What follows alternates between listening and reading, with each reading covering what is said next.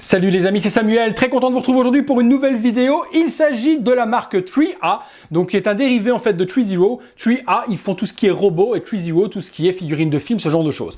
Donc ici, il s'agit du personnage de Bumblebee, du film donc Bumblebee lui-même. Vous savez, le film sorti solo de notre ami Bumblebee. Il s'agit de la donc classification DLX, qui est une nouvelle classification chez 3A, avec justement des parties en métal sur les figurines. Figurines petites, on va découvrir tout ça ensemble. La boîte en tout cas est très lourde, je me demande bien ce qu'il y a dedans pour que ce soit si lourd. On a le logo Transformers qui se trouve ici également, Bumblebee, donc DLX Scale Collectibles Figure, Bumblebee écrit en grand avec le Bumblebee, je vais y arriver, qui est représenté donc à l'arrière. On a également sur le côté la même chose, donc le logo qui est représenté également sur l'arrière avec écrit donc Transformers, le 3A. On a également le logo 3A qui est juste ici, donc le 3A qui est juste là en hologramme également pour prouver que ce n'est pas une contrefaçon chinoise ou ce genre de choses. Donc on a un hologramme qui est juste là. Et puis la boîte, je pense qu'elle doit s'ouvrir peut-être comme ceci. Oui, il n'y a rien d'autre de plus. Donc on va passer tout de suite les amis au contenu. Donc petite figurine, donc comme les Iron Studio, on va passer sur une vue beaucoup plus proche pour y voir quelque chose surtout. Alors j'ouvre et on va découvrir tout ça ensemble. On a donc la figurine, c'est plus grand que je le pensais. Je m'attendais à un micro truc en fait, et c'est plutôt pas mal au niveau de la taille. Alors, qu'est-ce que l'on a pour avoir autant de poids? Eh bien, c'est la figurine en elle-même, parce que c'est vraiment, mais vraiment très lourd. On a un socle, pour commencer. Très grand socle, tout en plastique, hop, que je vous montre. Donc, socle 3A, avec Bumblebee écrit dessus, avec une architecture donc robotique qui est représentée dessus, et un bras comme celui-là, qui permet de tenir la figurine. Donc c'est sur un espèce de piston, donc je pense que ça va nous permettre de tenir la figue debout peut-être, on va découvrir ça ensemble. Donc ça c'est la première étage. Il y a ensuite forcément un manuel d'utilisation qui va vous expliquer comment tout cela fonctionne. Donc voilà, alors on va regarder exactement ce qui est représenté. Qu'est-ce que c'est ça? Rien, un petit papier qui nous parle juste de la garantie, ok. On a ensuite un manuel d'instruction de Bumblebee, hop, que je vais découvrir avec vous. Donc il y a les portes, ok, donc il y a de l'assemblage, voilà, il y a pas mal d'assemblage à faire dessus, donc je vois qu'il y a pas mal de choses, donc je vais garder ça sous le coude. Il vous montre où mettre les portes, les différentes têtes, il y aurait des piles à assembler, qui à mon avis ne sont pas inclus, donc on va regarder ça ensemble, ok, toutes les articulations possibles, inimaginables, et puis le socle. Alors, base, ok, donc le socle c'est bien pour pouvoir justement donc exposer la figurine dessus, et il nous montre qu'il y a une partie détachable qui est juste là, que l'on peut donc détacher pour venir clipser le socle à l'intérieur. Ouais, plutôt pas mal, plutôt pas mal. Alors, on va découvrir ça après. J'ouvre le plastique. Quoi, il y a encore une partie? Non, ok, la partie en dessous, c'est rien de spécial. Alors, hop, pas mal de choses à l'intérieur. On a 4 mains différentes, donc 6 mains. Quelles sont les différences entre les mains? Je vais regarder. Ok, donc il y a des mains classiques comme celle-ci, qui sont donc des mains non articulées, ouvertes, palmées, classiques, avec un joli paint. Je ne sais pas si vous voyez bien le paint, mais le paint jaune est plutôt bien géré, avec un super petit weathering dessus. Les doigts et les mains sont plutôt agréables. Alors, on a donc une paire de mains comme ça. Une paire de mains, ok, voilà, qui est articulée. Donc ces doigts, ah non, j'ai dit des bêtises encore. Bon, il n'y a pas de doigts articulés. Là, c'est une main complètement ouverte. Donc de cette manière-là, un petit peu à l'Iron Man. Donc on a une main ouverte comme ceci. Donc même chose des deux. On a un canon.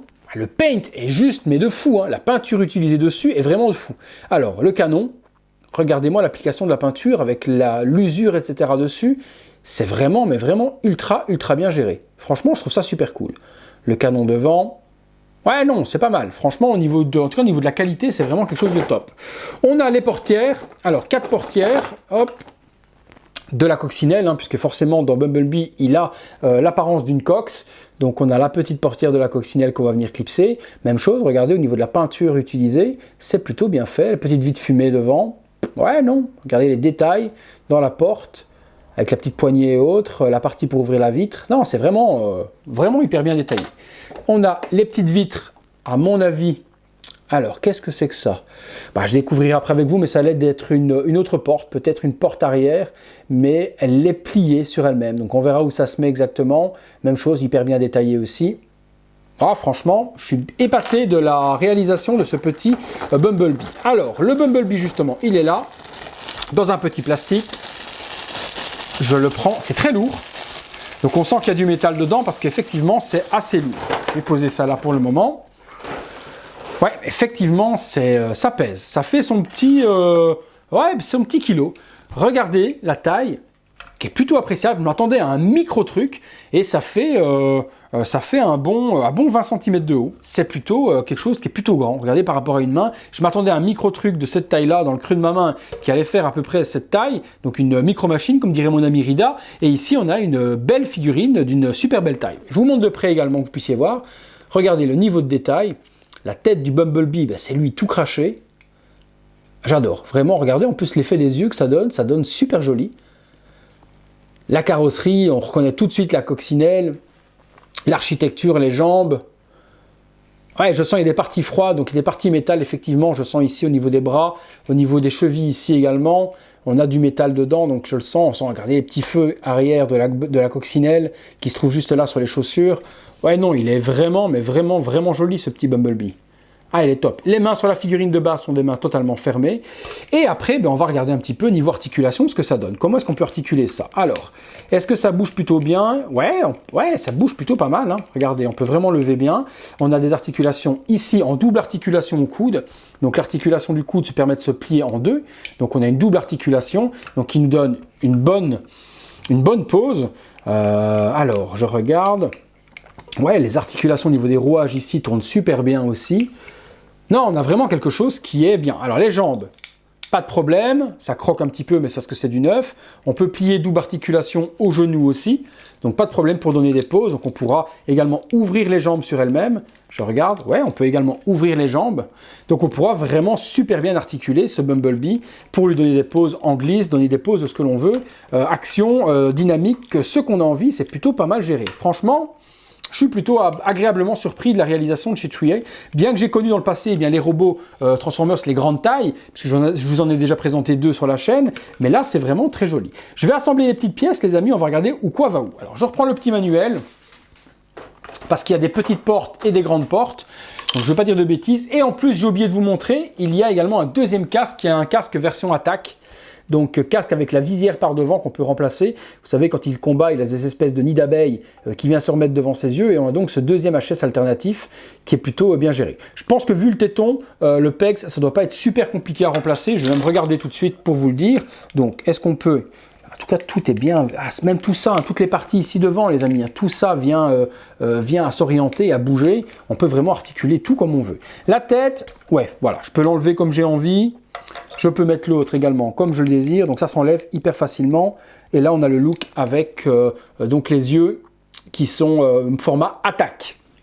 Alors, il y a des portes, je vous ai dit, donc il y a des portes à mettre sur l'arrière. Je reprends le petit manuel pour voir en fait quelle est la différence entre les portières. Alors, il y a des portières, comme on peut le voir ici. Les petites fermées vont se mettre en style d'aile. Et je pense qu'on a d'autres qu'on peut mettre en grand format. Alors, montrez-moi, petit fascicule, pourquoi j'ai 2 types de portières. Oui, c'est ça. On peut mettre en fait 2 types de portières. Donc, soit on met les portes. Hop, je vais passer dans une autre vue qu'on voit ça de mieux. Voilà, qu'on voit ça de mieux. Je parle bien la France. Alors, soit on met les portières comme ceci. Bim, on les rentre. Et on les met en format... il y a un détrompeur, si je ne dis pas de bêtises. Alors, left et right.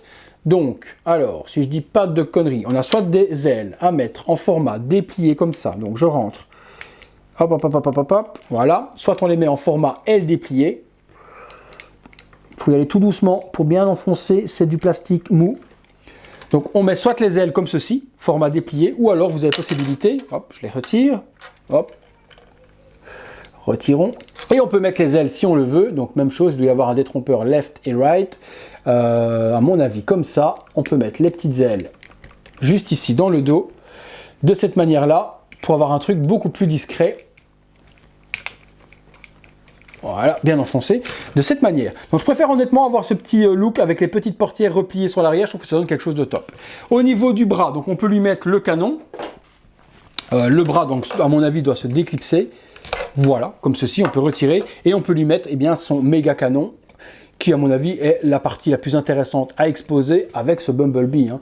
Honnêtement, je ne pense pas qu'on va lui laisser le bras, on va le mettre en position attaque avec, je regarde le détrompeur, où est-ce qu'il se trouve, voilà, comme ça à mon avis. En position attaque avec le gun, je pense que c'est ce qui va donner à mon avis le mieux. Voilà, bam, on a quelque chose de bien, version attaque avec ses yeux. Je vous donne une petite pause et on se retrouve tout de suite.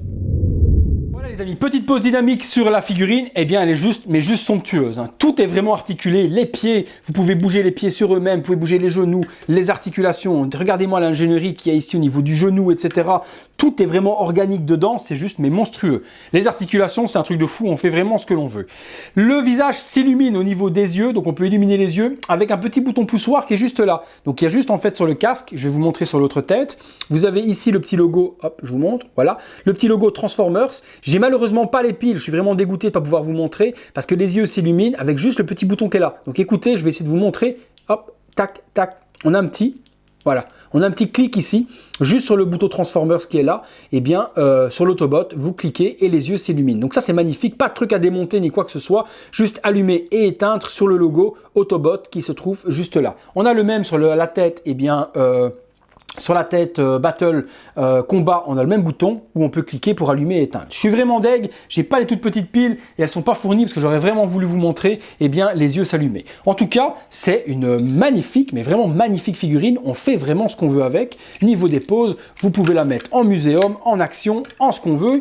Ce Bumblebee est juste, mais juste génial. Franchement génial. Je suis mais hyper amoureux de cette petite figurine, sachant en plus qu'il y a un Optimus qui va arriver incessamment sous peu également de la même marque, dans la même échelle, donc forcément beaucoup plus grand parce qu'Optimus est plus grand, mais rien qu'à voir déjà eh bien, le look du Bumblebee qu'on a ici, j'ai vraiment hâte de découvrir eh bien, notre ami Optimus Prime. Alors au niveau du socle, on va regarder un petit peu comment est-ce qu'il s'assemble sur le socle si on veut le mettre, donc je pense qu'on a cette partie-là, on vient poser le petit Bumblebee dessus, donc je vais regarder ça tranquillement.